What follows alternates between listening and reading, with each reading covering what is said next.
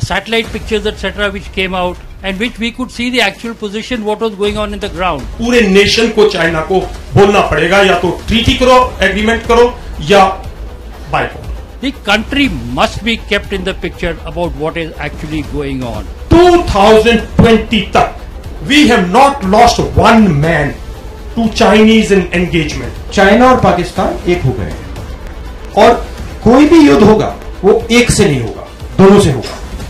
तो देश का बहुत बड़ा नुकसान होने वाला है. India is now extremely vulnerable. I don't just have respect for you, I also have love and affection for you. You defend this nation. This nation would not exist without you.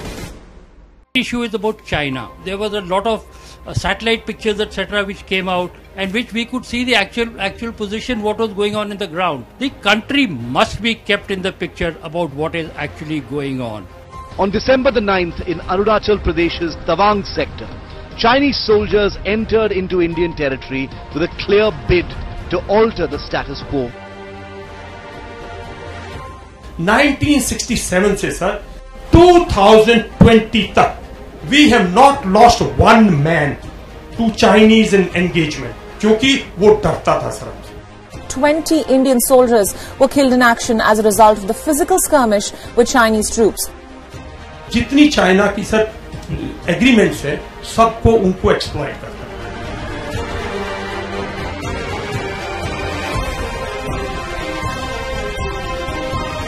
जो हमारी land agreements थी Britishers के time की, उसने 1950s में null and void कर. China का sir overall boycott नहीं हो रहा, पॉलिटिकल लेवल पे, डिप्लोमेटिक लेवल पे. अकेला सोल्जर अकेला खड़ा हुआ. जवान तो लड़ता है खेत के लिए दूसरे के जवान से.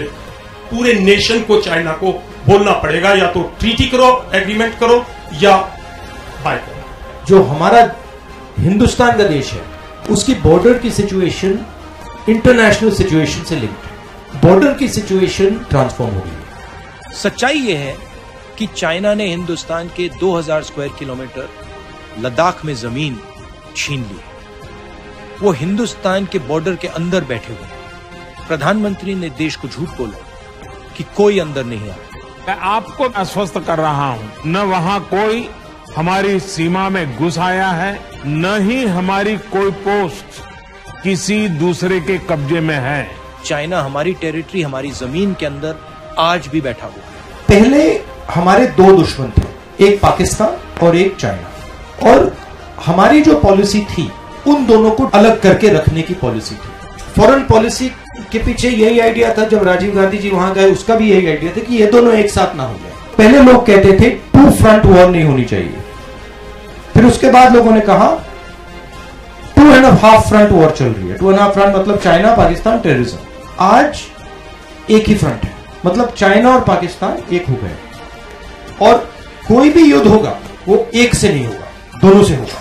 ये दोनों अब एक साथ सिर्फ मिलिटरीली नहीं कर रहे हैं, इकोनॉमिकली भी काम कर रहे हैं. बेल्ट एंड रोड है, ग्वादर है, वो चाइना के लिए बहुत जरूरी हो गया है. जो चाइनीज इकोनॉमिक सिस्टम है वो टेक्नोलॉजिकली, फाइनेंशियली बहुत तेजी से बढ़ रहा है. हमारा जो इकोनॉमिक सिस्टम है 2014 के बाद स्लो डाउन कर गया है. हमारे देश के अंदर डिस्टर्बेंस है, लड़ाई झगड़ा है, कंफ्यूजन है, नफरत है. हमारी माइंडसेट अभी भी 2.5 फ्रंट वॉर की माइंडसेट है. हमारी माइंडसेट जॉइंट ऑपरेबिलिटी की नहीं है. हमारी माइंडसेट साइबर वॉरफेयर की नहीं है. India is now extremely vulnerable. China and Pakistan are both preparing a surprise for us. That is why I keep repeating that the government cannot keep quiet. जो border पे हुआ है सरकार को पूरे देश को बताना चाहिए, और जो भी एक्शन हमें लेना है हमें आज शुरू करना है. एक्चुअली हमें एक्शन 5 साल पहले शुरू करना था, वो हमने किया नहीं. अगर हमने ये जल्दी से जल्दी एक्शन नहीं लिया तो देश का बहुत बड़ा नुकसान होने वाला है. And I am extremely concerned about what is happening on the border in Arunachal, what is happening on the border in Ladakh, and I think Galwan and Doklam are linked, and they are part of a Chinese strategy to sooner or later hit us jointly with Pakistan. I don't just have respect for you, I also have love and affection for you. You defend this nation. This nation would not exist without you.